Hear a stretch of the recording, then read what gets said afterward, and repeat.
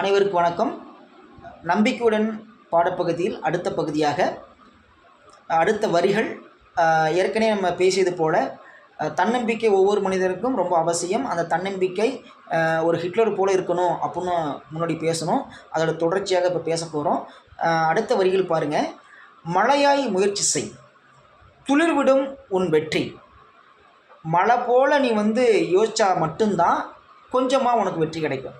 கொஞ்சமாக நீ யோசிச்ச அப்படின்னா உனக்கு வெற்றியே இருக்காது. அப்போ உன்னுடைய நோக்கம் என்ன இருக்குன்னா, மழை போல் இருக்கணும், பெருசாக இருக்கணும். அப்படி பெருசாக இருந்தால் தான் நீ வெற்றி அடைய முடியும். ஒருத்தன் சொல்லுவான், என்ன சொல்லுவான்னா, நான் ஃப்ளைட்டு வாங்க போகிறேன் அப்படின்னு சொல்லுவான். அப்போ அவனுடைய ஆசை எப்படி இருக்குது?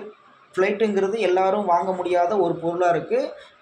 பார்க்கலாம், அதில் பறக்கலாம், ஆனால் அதை வாங்க முடியாது. அப்படி தான் இருக்குது. ஆனால் அவன் என்ன நினைக்கிறான், நான் ஃப்ளைட் வாங்க போகிறேன் அப்படின்னா தான் அவன் ஒரு கார் வாங்குவான். அவள் பாருங்கள், எவ்வளோ பெரிய ஆசை. ஃப்ளைட்டுங்கிறது பெரிய ஆசை, ஆனால் ஒரு காருங்கிறது வாங்கலாம் அப்படிங்கிற மாதிரி. அப்போ நீ உன்னுடைய ஆசைங்கிறது பெருசாக இருக்கணும், உன்னுடைய முயற்சியும் பெருசாக இருக்கணும். அப்போ தான் உனக்கு வெற்றி சின்னதாக கிடைக்கும். அப்போ அந்த சின்ன சின்ன வெற்றி தான் அது பெருசாகும். அப்போ ஃப்ளைட்டு வாங்க முடியாதுன்னா வாங்கலாம், தாராளமாக வாங்கலாம். அப்போ என்ன பண்ணணும், அதை விட பெருசாக ஆசைப்படணும். இந்த உலகத்தையே நான் ஆட்சி புரிவேன் அப்படின்னா நீ ஃப்ளைட் வாங்கிடலாம். அப்போ உன்னுடைய தோற்றமும் உன்னுடைய கற்பனையும் பெருசாக இருக்கும் பொழுது தான் உன்னுடைய வெற்றியும் பெருசாக கிடைக்கும் அப்படின்ற அதான் சொல்கிறாங்க பாருங்க. மழையாய் முயற்சி செய், துளிவிடும் உன் வெற்றி. மௌனமாய் நீ நின்றால் உன் நிழலும் உனக்கு எதிரி. நீ என்ன பண்ணு, ஒன்றுமே முயற்சி பண்ணாமல் சும்மாவே இருந்த அப்படின்னா கூட உன்னுடைய தொடர்ந்து வரும் இல்லையா, நீ போகிற வழியில் உன்னுடைய நிழல் இருக்கு இல்லையா, அது கூட உனக்கு எதிரியாக மாறும் அப்படிங்கிற விஷயத்த அழகாக பதிவு பண்ணுறாரு. உங்களுக்கு தெரியும், ராமாயணத்தில் ஒரு கதை வரும், அருமையான கதை வரும். என்ன கதைன்னா அப்படின்னா, பீஷ்மர் இருப்பார். அவர் என்ன பண்ணுவார் அப்படின்னா, உங்களுக்கு சாபம் ஒன்று கிடைச்சிருக்கும். அந்த சாபத்தில் பீஷ்மர் இருப்பார். அந்த பீஷ்மர் என்ன பண்ணுவார் அப்படின்னா, ஒரு பெண்ணால் தான் நான் இறந்து போவேன், அதாவது என்ன திருநங்கை பெண், அதாவது சிகண்டின்னு சொல்லுவாங்க. திருநங்கை பெண்ணால் தான் இறந்து போவேன் அப்படிங்கிற ஒரு சாபத்தை வாங்கியிருப்பார். அவருடைய உயிர் லாஸ்ட் வரைக்கும் போகாது, அந்த பெண்ணால் தான் உயிர் போகும் அப்படிங்கிற விஷயத்த அவர் பதிவு பண்ணுவார். அதான் சொல்கிறாங்க, உன் நிழலும் உனக்கு எதிரி.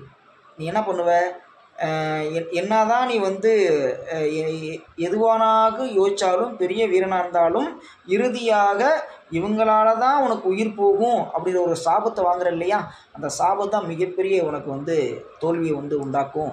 அதனால் எப்படி உன் நிழல் நீ சும்மா கிடந்தீன்னா உன் நிழல் கூட உனக்கு எதிரியாகுதோ, அதே போல் நீ தோண்டு கிடந்தீன்னா உன்னால் வெற்றி அடைய முடியாது அப்படின்னு அவர் சொல்கிறார். அடுத்து பாருங்கள். உழைக்கும் இடமாக்கும் மூளையை வெற்றிடமாய் கிடந்தால் வெள்ளாமைக்கு பயன்படாமல் போய்விடும். அவர் என்ன சொல்கிறார் பாருங்க. உழைக்கும் இடமாக்கு மூளையை, உனக்கு எல்லாருக்கும் தரக்கூடிய மூளை தான் உனக்கும் கொடுத்துருக்கோம். அந்த மூளையை சரியாக செயல்படுத்தின அப்படின்னா கண்டிப்பாக வெற்றி பாதையை நீ அடையலாம். அதான் வெற்றிடமாக கிடந்தால் வெள்ளாமைக்கு பயன்படாமல் போய்விடும். இப்போ வயல்வெளியில் வயக்காடு இருக்குல்ல, உங்களுக்கு தெரிஞ்சு நினைக்கிறேன்.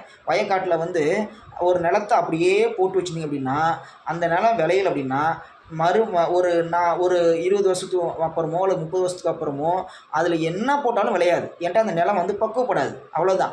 அதுக்கு பேர் என்ன, தரிசு நிலம் சொல்லுவாங்க. என்ன நிலம்? தரிசு நிலம் அப்படின்னு சொல்லுவாங்க. இதில் கூட நம்ம தொல்காப்பியத்தில் கூட அருமையாக ஒரு வரி சொல்லுவார். என்னென்னா, பாலை நிலத்துக்கு குறிஞ்சியும் முல்லையும் முறைமையாக இருந்திருந்தால் அதுக்கு வேறு பாலை நிலம்பாங்க. பாலை நிலமும் தனியாக ஒரு பாலை நிலமும் ஒன்று கிடையாது.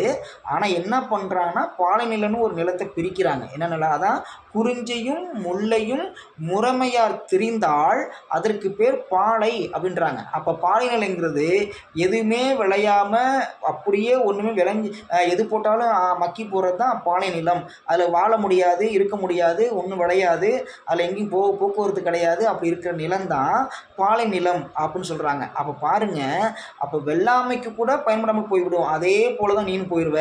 அப்போ என்ன, அது முயற்சி பண்ணு. வாழ்க்கையில் முயற்சிங்கிறது ரொம்ப அவசியம். அப்போ அந்த முயற்சி பண்ணு அப்படிங்கிற விஷயத்த அழகாக எடுத்துரைக்கிறாரு. அடுத்து பாருங்க. பேனா முனைகள் வழி பொறுக்க இயலாவிட்டால் கவிதைகள் வராது. அதே போல தான் எப்படி ஒரு பேனாவில் எங்கே போட்டு எழுதும் பொழுதும் பேனா எழுதலை அப்படின்னா அது எழுத்து வராதோ, அதே போல தான் வாழ்க்கையில் உனக்கு முயற்சி இல்லைன்னா வெற்றி கிடைக்காது அப்படின்றார். அப்போ ஒவ்வொரு மனிதனுக்கும் முயற்சி வேணும். முயற்சி இருந்தால் மட்டும்தான் வாழ்க்கையில் வெற்றி அடைய முடியும் அப்படிங்கிற விஷயத்த ரொம்ப அழகாக தெளிவாக வர்றார். அதான் வழி பொறுக்க இயலாவிட்டால் கவிதைகள் வராது. அவர் எப்படி சொல்கிறார் பாருங்க. வழி பொறுக்க இயலாவிட்டால், பேனாவுக்கு வலிக்குமா நமக்கு தெரியாது. ஆனால் ஒவ்வொரு மனிதனும் கஷ்டப்படும் பொழுது அவனுக்கு வலிக்க தான் செய்யும். அந்த வலியை பொறுத்துட்டா மட்டும்தான் வெற்றி கிடைக்கும் அப்படின்னு அவர் அழகாக சொல்கிறார், பதிவு பண்ணுறார். இப்போ கழுதை வந்து என்ன பண்ணுதுன்னா சுமந்து போகுது.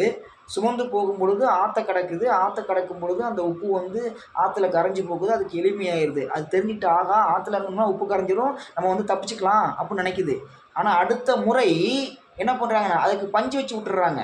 அப்போ ஆற்றுல இறங்கும் பொழுது தண்ணி அது நினச்சிட்டு உப்பு மாதிரியே போய் கரைச்சிட்டு போயிடலாம் நினைக்கும் பொழுது பஞ்சு முழுக்க தண்ணியாயிருது, சுமை அதிகமாகிடுது. அப்போ பாருங்கள், இயல்பாக ஒரு மனிதனுக்கும் சுமையும் வரும், இன்பமும் வரும். அப்போ அது ரெண்டுத்தையும் கடந்து போனால் மட்டும்தான் வெற்றி கிடைக்கும் அப்படிங்கிறத பதிவு பண்ணுறாரு.